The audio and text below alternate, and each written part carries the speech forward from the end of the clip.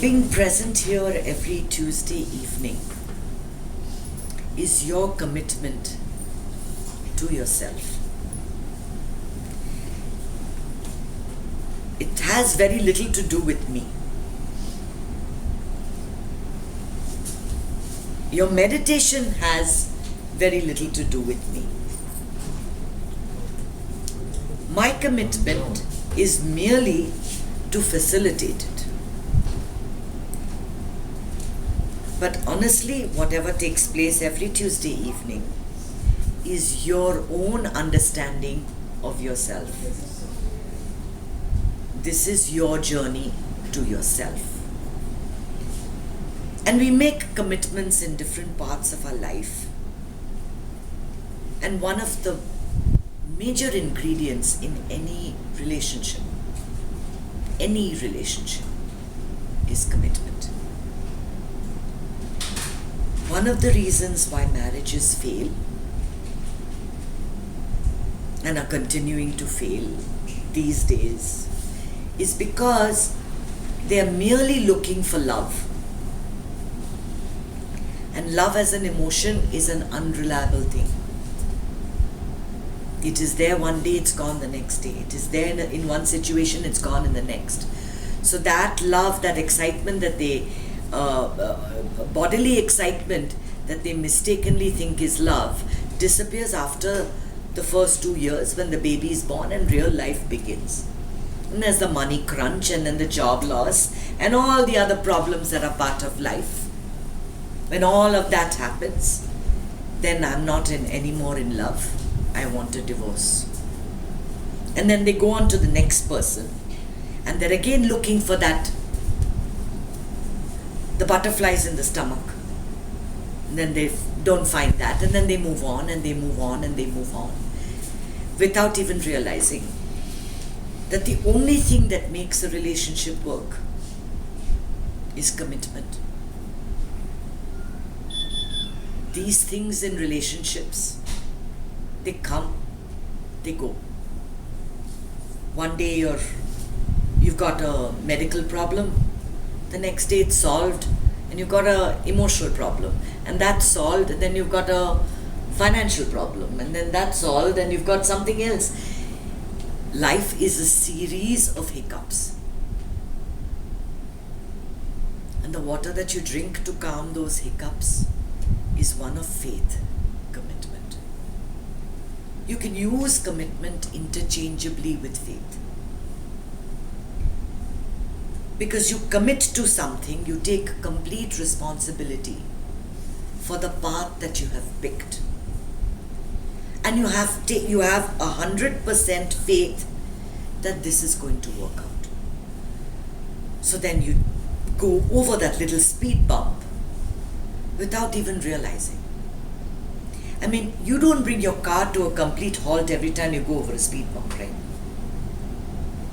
You go over it, and then you go to the next. And sometimes you don't even, after the third or fourth speed bump, you're not even aware. We have 7 speed bumps in our subdivision. In the beginning, we got really upset. How could they put so many speed bumps? I can't drive at the regular speed. Now I don't even know if I notice that there are speed bumps. You get used to the problems in your life. You get used to dealing with your daily little irritations when you have that level of commitment. And most often when there's a terrible problem between, say, a husband and wife, and you cross that period of time when things are not going well, suddenly, almost like a miracle, everything changes. And you suddenly become the best of friends. You see that in many relationships. You see in India, all these people just married. Somebody was placed in front of them, they got married. And they lived their whole life. And a husband never paid attention, yelled at them all the time, and Endi thanni kondu va, endi idu pannu, endi adu pannu. After a while, these men got old. And then they realized the value of that relationship. Then they realized what a gold mine they have. And then they wanted that friendship. Okay, we don't want to wait 50 years for this, okay? We don't want to wait 50 years. But I'm just saying that staying the course is extremely important. Commitment has to do with your passion. You are much more committed to that which you are passionate about. So if you have a job doing something you really love, you will stick to it. Whereas you look for the first opportunity to quit if it's something that doesn't meld with your passion. So it's really important to find, especially in your workplace, that career that goes with your personality. That is Swadharma, that is your thing in life. Because then commitment is not an issue. You don't even have to think about it. You don't even have to say, I've committed, now I have to see it through. I don't have a choice. You don't have to make those hard decisions. But commitment is your backbone when you don't have a choice. When you're in a situation that you can't get out of, right? You're the president of an organization and you have a little event to present. You don't want to do it, but you have to. I've committed to it, I want to see it through. Staying the course is extremely important because if you see, especially with our children, we're extremely protective. The minute they protest, they say, okay, you don't like it? Okay, we don't have to do it. The minute they say it's not good for you, okay, we'll try something else.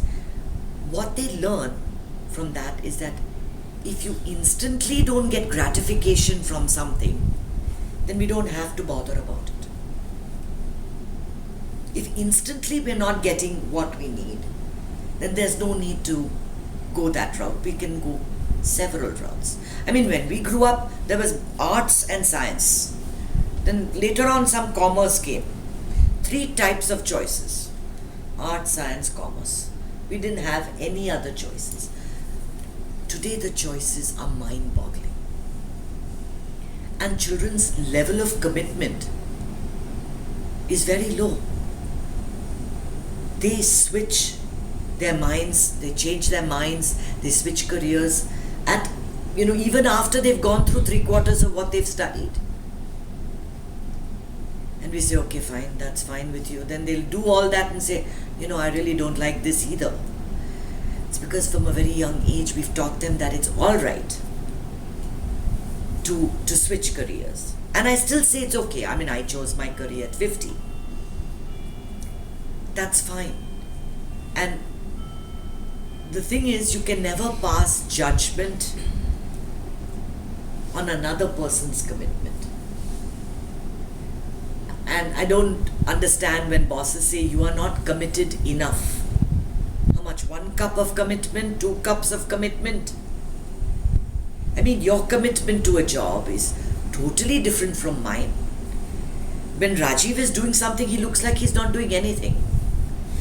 But he's doing it. He's laid back.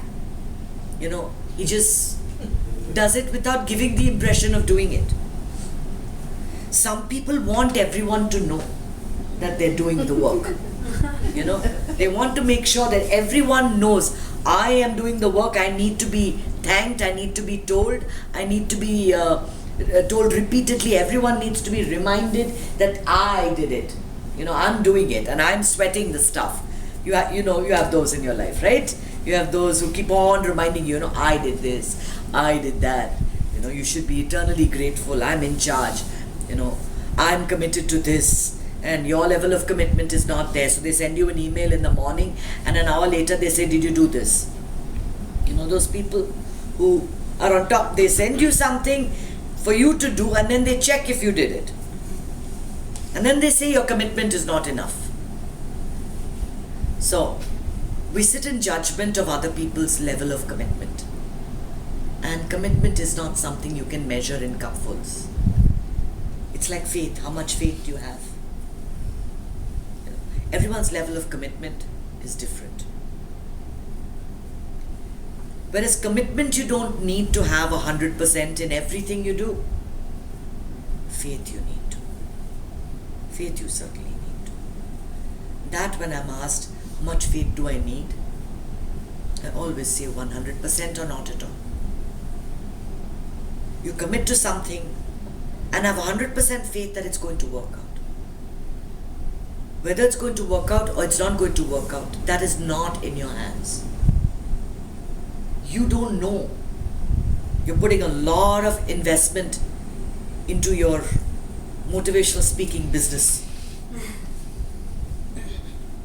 And you think that, one day it's going to work out. Is it? I don't know. One day somebody sees you, hears you, and everything can change or not. But what is my job? I'm committed to deliver the best speech possible every time I talk. I'm committed to talk from my heart each time I speak to you. Whether I speak to 5 people or I speak to 10,000 people, my level of commitment is equal. Am I talking for the sake of success? No. Because my success is every moment. When you are committed 100%, you have instant success.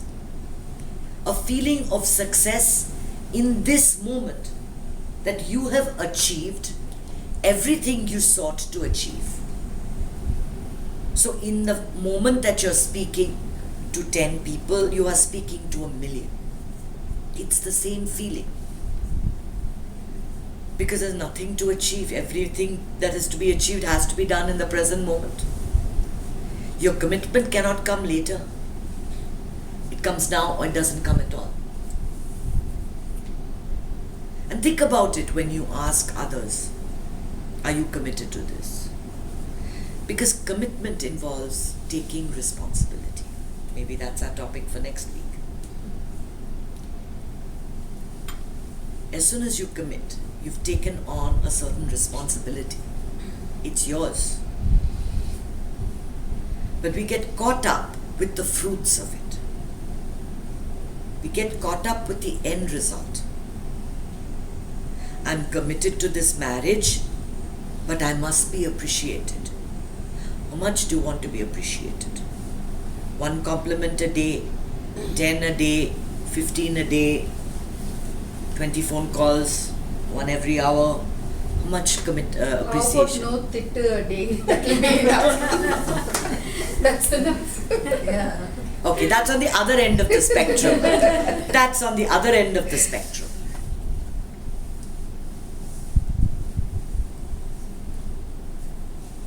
If something is not working, you have to know at what point you must walk away. You cannot be committed to a lost cause. If you're committed to a lost cause and you're expecting the results to be positive,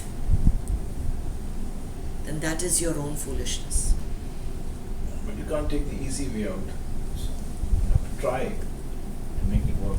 That is why I say it requires wisdom to realize when it's a lost cause, that this is not going to work anymore and I need to walk away from this.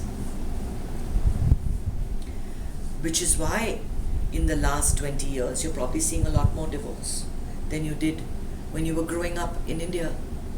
How many people did you see that were divorced? The divorcees were considered risque, the divorcees, not anymore. Not anymore. How many of those have realized that this is a lost cause? And it applies equally to everything that you do in your life. It's not just relationships. We are committing at the same time to nurture our children, to have a satisfying job, to learn the arts, to develop spiritually. we are committing to different areas of our life. So yes, we are committing to develop spiritually. We want enlightenment. We pick different paths, we try on different things. We go down one and then you realize this is not taking me anywhere. Then you go down another. And you realize this is not taking. See, that is the whole trick in life. And that's what constitutes true happiness, is when you're able to recognize a lost cause from one which requires fortitude. Certain paths require you to wait, be patient, and certain others require you to leave. So what are you going to do? Who is going to tell you what is the right path? You're going to listen to the opinion of your family, your friends, everybody else? How do you know that what you have picked you should commit to or you should leave? The only reliable source for advice is your intuition. That sensation when you feel that it's just not sitting right with you. And you'll know it, especially if you're meditating, because you're much more in touch with consciousness than if you were just in this world of chatter.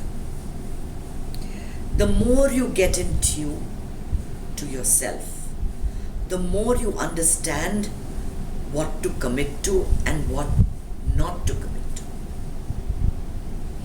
Now, I have very dear friends within the art of living, and one of them had introduced me to this product which was a lot of art of living people were doing. It's called, it's a face product, I can't remember the name. And you have to enlist more people, and then it's that pyramid style structure. So you get paid, then they get paid, then they get paid, whatever. I walked in, I did it, I said, I'm going to go for the seminar because I love her, and for her sake I'm going to go. But 1 hour into this, I saw that I cannot make money that way. It didn't sit right with me to con people into putting on some makeup. And first of all, I don't believe that beauty is in your skin. I mean, the whole process of spirituality is to make you understand of beauty in spirit, right? Not in body. To move from the form to the formless. Form, I keep saying that. So it contradicted everything that was me. And though I was committed to this friend and I wanted to help her because she would make money by me enlisting, I couldn't do it. I would have made 100,000 a year to start with. I'm making 2,000 a year. But I tell you, it's not that easy. I tell you, it's all good. It's all good. Your best source of advice is here. If something sits well with you, commit to it. If something doesn't sit well with you, understand, examine if you have to commit for a while. If you have to, then that's what you do. But if you don't, then that's a decision that you have to take. But more than anything, whether it's your own commitment, you are the boss for. Don't judge others' level of commitment. Don't judge people on how much they are committed. Each person has their own individual journey, and an enlightened person is one who respects that. Cannot expect everyone to be exactly like us, or to have the same attitude, or to have the same value. And that will lead you to have, bringing more and more peace in your life. Bring you to that space of emptiness, which you fill with a fistful of courage, faith, and gratitude. And you declare to the world that happiness is my birthright. I will be happy today and every day. And I will not let any event, any person, any situation deny me that birthright. Commit to this, and life will really be good.